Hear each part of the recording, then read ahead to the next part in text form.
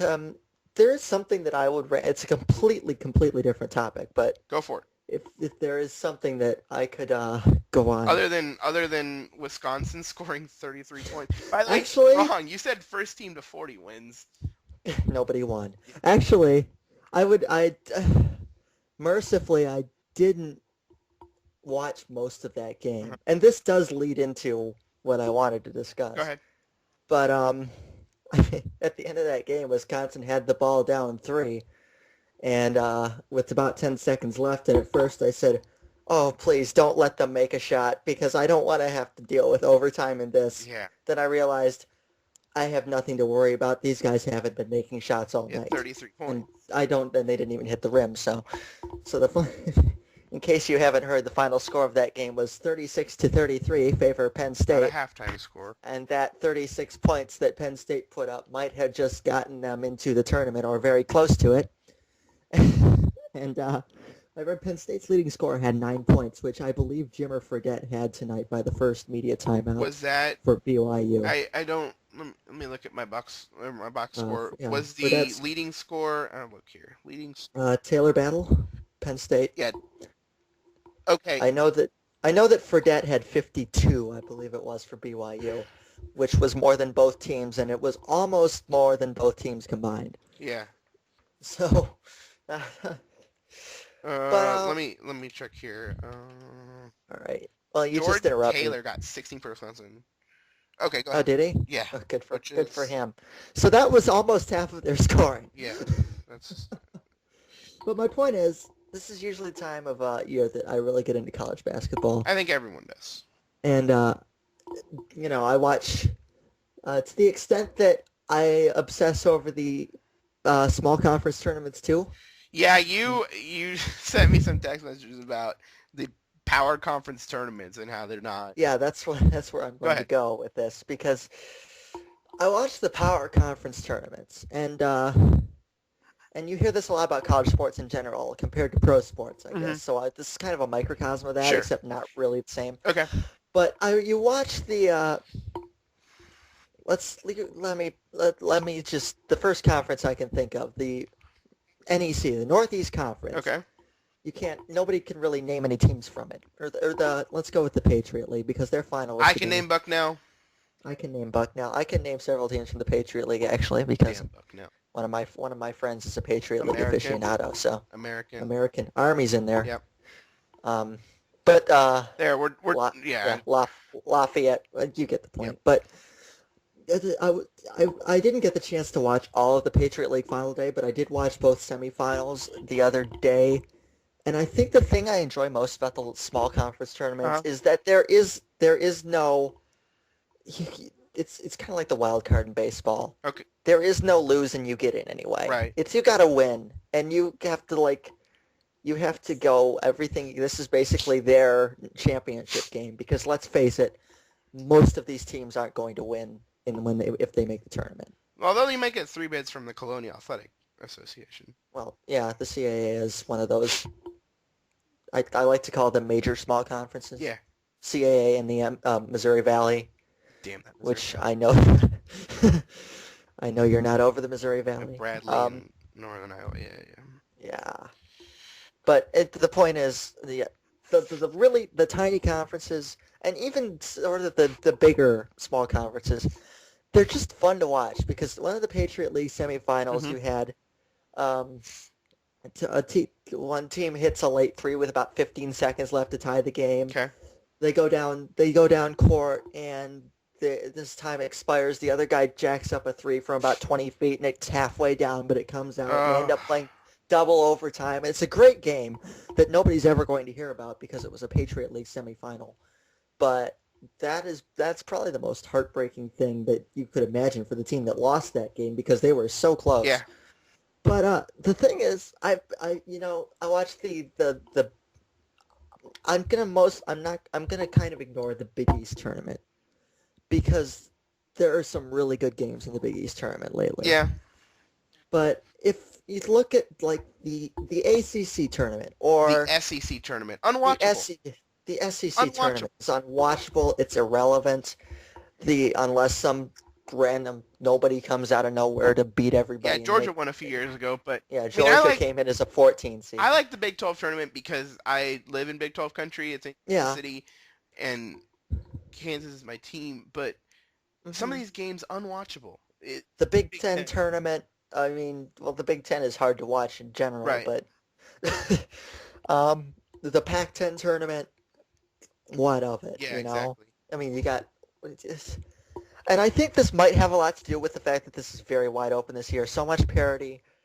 There is no runaway favorite. Ohio State is the closest thing there is to a consensus number one. Right.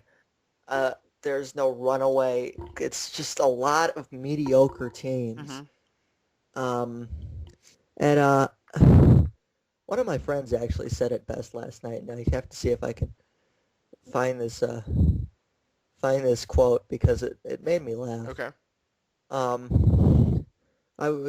We were talking about how how weak. Yeah, here it is. Okay. This is how he described what this year's tournament is going to be like in terms of top teams and good-looking teams and really great college basketball Okay. teams. Says this tournament is like going clubbing. Sure, you'll get a lot of options, but none of them are going to be appealing unless you're impaired. Yeah. So it's and I think that's helping diminish the shine of the conference tournaments, the major conference tournaments this year. hmm The Big East. The thing about the Big East is anybody can beat anybody, and we've seen that. The games are good, but I can't get myself up to watching them. It doesn't do. I mean, if the games are good, sure, but it doesn't do anything for me watching two teams who are already going to be in the tournament. Kind of fight it out, and yeah. I don't want to say going through the motions because they're definitely playing out there, Yeah. but in the end, the result isn't terribly relevant hmm to what's going to happen on Sunday. Right. Exactly.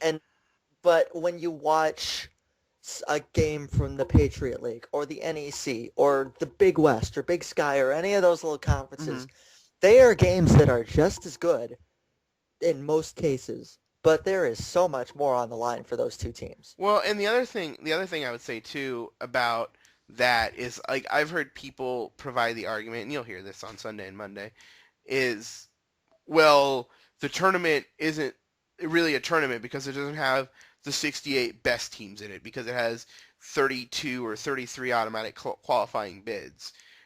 Well, okay, no, because you have to sell the 8 or 10 teams in the small conference at the beginning of the season that there is, in fact, a way that they're going to be able to get into the tournament.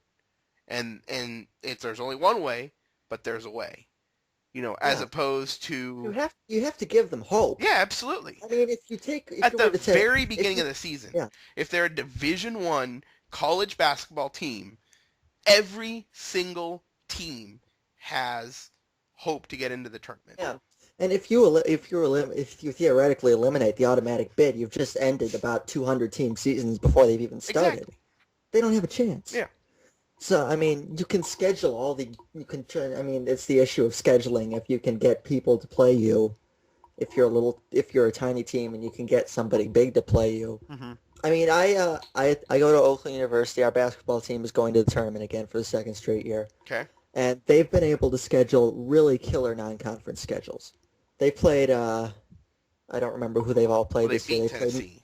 yeah, they beat Tennessee. They played Michigan State when Michigan State was supposed to be really good. They played a couple other big-time teams hmm that I can't think of off the top of my head. They lost to them. And that's the thing that Oakland does every year. Last year they played Kansas. hmm They played a couple other teams, and they got blown out. But they had a decent showing in the tournament. They were a 14 seed. They were leading Pitt for a while before they just kind of got overwhelmed.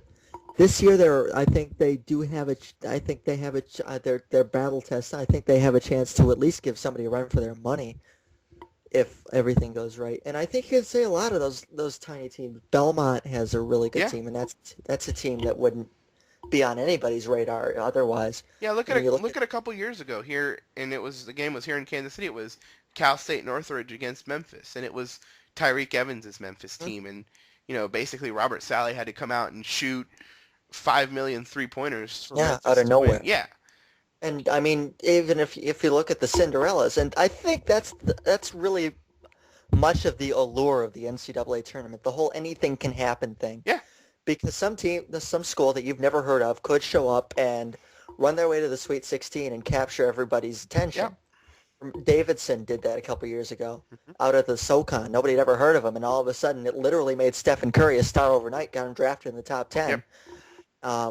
George Mason, I don't need to recount that. Everybody fell in love with George Mason. The thing about George Mason that a lot of people don't remember, and is they were not an automatic. They were not an automatic bid, and people were furious about it. I remember that Sunday when Billy Packer was still doing the NCAA, and he said, I don't remember who it was that he was vouching for, but he said there's no way George Mason should be anywhere near this tournament, yada yada yada. Right. It was George Mason, but I heard it like I think I might have heard John Thompson on the radio or somebody on the radio say that too. I know that Billy Packer went on a huge rant about it. Yeah. When that got selected, I don't remember who he was vouching for, but and it's always just some scrub. The other thing about George it's always some scrub mid-doodling big conference team that they're always vouching for. I mean, Maryland, Virginia Tech.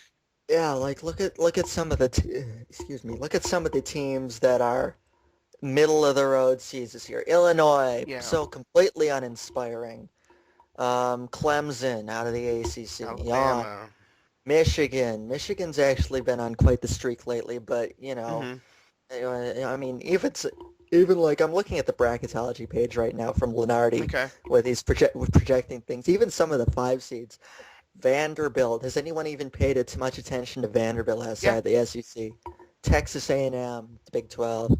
Kansas State, that was everybody's big-time dark horse pick at the beginning of the year. They're all the way down to a 6. Well, they were picked in back to predictions. They were picked to win the Big 12.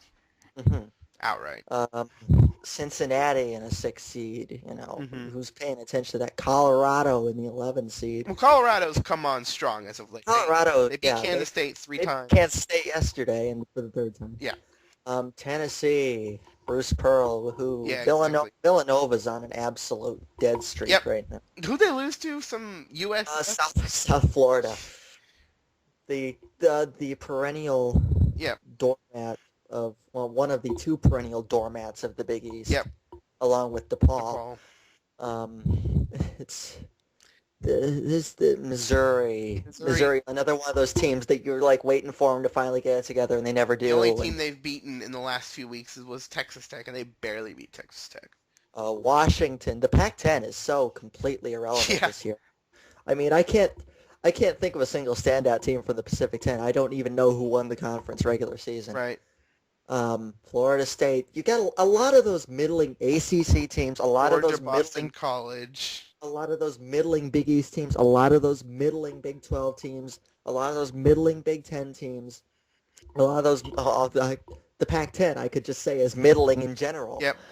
And I mean, the Big East is so huge. They get like 11, 12 teams in, but how many of them actually have a chance to do anything? 1, 2, maybe 3. I mean, you could say it's the Big East burnout. They have to play a string of tough games, and their conference tournament is pretty brutal. I mean, UConn's going to end up playing 5 games in 5 days, and you have to wonder. Is it 5 and 5 or 4? It's 5 and 5, I believe. At least Wednesday, Thursday, Friday, Saturday. Because at least I think they. Yeah. Did they have a bye or did they not? I don't. They did not have a bye. Any sort of bye? Wow. Let me. I can. Yeah, I'm gonna look that up. Yeah, you can look that up. But as I look at these teams, they're just so uninspiring. Yeah. And I think this year is going to be wild, honestly, because there's no great team, and there's a lot of like little conference teams that could potentially, if all goes right, do something. I mean, you got Georgetown. There's another team that's just sort of there. Cincinnati, Seton Hall. Yeah, Connecticut played Tuesday. Wow. Yeah. They played DePaul Tuesday, Georgetown, Pittsburgh. And if you remember Syracuse a couple of years ago, they literally had to win the Big East tournament. And they did. To get in, and they won 4 games in 4 days, thanks mostly to Jerry McNamara. and they made it to the tournament, and they were completely gassed. Yeah, I I think remember was it they against Texas lost. A&M? Yeah, I think it was Texas A&M, and they lost pretty That was a badly in game. 5-12. Yeah, it was a 5-12, and I remember a lot of people were like, "Oh, Syracuse is hot, get on the bandwagon," and they lost Yeah. because they literally, I think they expended all their energy getting there. Yeah. Which is why sometimes, if you remember that 6 overtime game that UConn and Syracuse played, I believe it Yep. was a couple years ago in the Big East tournament, a lot of people said, you know, I think I think they actually won by losing this Yeah, game exactly. because they don't have to play again tomorrow. They can rest up. They're already in the tournament. And that's what I don't like about the power conference tournaments. They're If you already win, in. it's okay. If you lose, it's okay. Yep.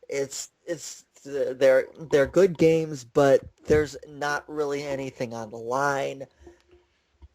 It's I mean, I've been into the Michigan State's been in the Big Ten tournament. I've been into that because I think they needed to win at least one. Now they've won two. Yeah, well, Michigan State actually needed to make a run. There are teams that have actually needed to make some sort of a run. I mean, I will watch. I paid great attention to the South Florida Villanova game because South Florida has no chance at it. And Right. I mean, they did lose their next game, but it was interesting to watch because that was,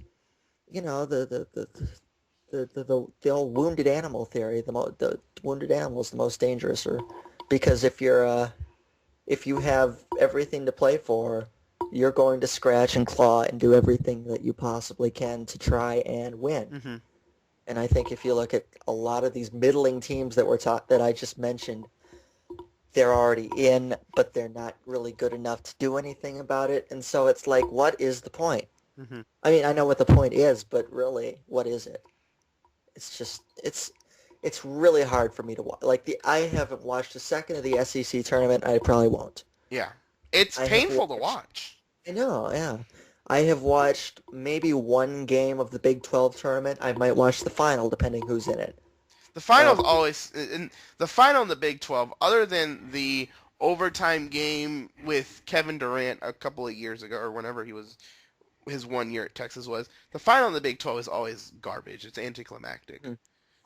Big Ten final. In the past. It's been on Sunday, I think so it's. it's it on I Sunday think it is on Sunday again this year Yeah. because they. I know this is only the semis that Michigan State's going to play Penn State and Ohio State's going to play somebody. Hmm. Ohio State getting today. I watched with great interest with the Ohio State Northwestern Watch game the final few minutes of that. because I mean, so did I because once I got clued in that it was close, Hmm. I was like, okay, I'm on board with this. If Ohio State's playing a team that's already in Right. and it's close in the final minutes, I'm not going to go out of my way to find out and to pay attention and find out who won. But when Ohio State's playing Northwestern, the lowest seed in the tournament, with nothing to play for Right. except to try and make some miraculous run, I will tune that in. Hmm. And I think that's just why I don't really have any interest at Has all. anything actually interesting happened in the? Because I've literally watched not a second of the SEC tournament. Has anything actually Couldn't happened that? couldn't tell you. There was an overtime game today between Alabama and somebody I don't really know. Okay. I haven't paid a second of attention to the SEC Yeah, tournament. I'm just worried that I'm actually I missing something important. The ACC tournament it's Well, pretty you big. had a couple. I mean, wasn't the Miami The North Carolina Miami North game Carolina game, but that was mostly the intrigue because Miami just completely collapsed? collapsed. Yeah. But I mean, and Miami's another one of those teams that But really, here's the other point I'm making. You look at these middling bubble Uh huh. teams. Um, Miami, Florida. Yep. Well, they coming into today, 19-14, 6-10 ACC. They're not going to make it. So that's not really a good example. But if you look at, say, I'm trying to find a good example. Maybe a short. Let me look at who he's got here. Here's some of Lunardi's last four in, last four out. Boston College, Virginia Tech, Georgia, Michigan State, USC, Alabama. Outside of the fan bases of those teams, does anyone really care if they get in or not? Hmm. I mean, it's like, I I mean, don't even think their fans care. mm, Yeah, I mean, well, I'm a Michigan State fan, and I would like to see them get in, but I don't know if they could. And that's another thing. You don't know if they Here's can the other win. thing. Here's the thing that I've kind of been wondering, and I'm not a fan of a team that in this situation, thank goodness. But do you really want your team to get in if they're one of the first 14 or one of the Yeah, first eight that have to play a game in Dayton on a Tuesday or a Wednesday? I yeah, mean, is that really it's in? this is the first year that well, I guess I mean I go to Oakland, so I would cheer for Oakland in this situation, They're not but going to be a 16 seed or a 15. right. We're talking 13, 12 there. Right. But as a Michigan State, I grew up a Michigan State fan. Because the whole thing And that's going to happen with the Dayton games, as I understand it, is it's going to be one of those play-in games as far as getting some of the automatic qualifiers out, and those are actually mhm, kind of good games. But you get those, and then the other game is going to be like a power conference type of showdown. So it's going to be like an 11 or 12 seed. So it's going to be a little bit yeah, higher. like I'm looking at it, and you've got two games to eliminate one automatic qualifier. Like there's two 16 seeds playing each other. Right. There's two 16 versus 16 games in this projection, and there's a 12 versus 12, which is of this as of this morning before today's games.